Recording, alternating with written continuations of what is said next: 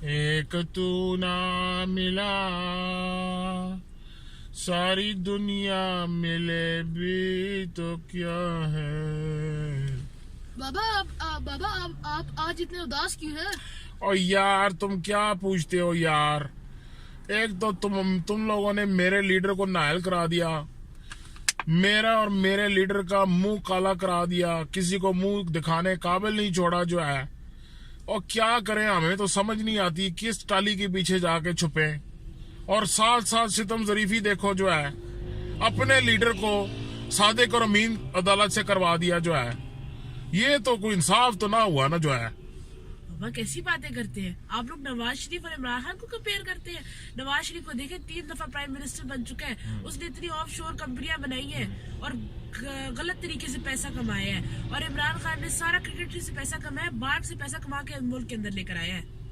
اور یار ہم نہیں کھیلتے یار, اور جو ہے ہم نہیں کھیلتے بالکل. یہ بالکل بات نہیں ہے, یہ نا انصافی ہے, یہ کوئی انصاف نہیں ہے جو ہے. اگر میرے لیڈر کو نااہل کیا ہے تو تمہارے لیڈر کو بھی جو ہے نااہل ہونا چاہیے.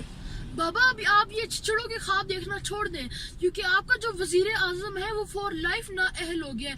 اور آپ کے لیڈر کی مہربانی ہے کہ ہمارا جو لیڈر ہے وہ صادق اور امین, اس پہ صادق اور امین کی مہر لگ گئی ہے. اور یار جو ہے یہی تو ستم ظریفی ہے, ہمیں تو سمجھ نہیں آتی کس ٹالی کے پیچھے جا کے چھپے جو ہے. اور تم لوگوں نے تو ہمیں کسی کو منہ دکھانے قابل نہیں چھوڑا جو ہے.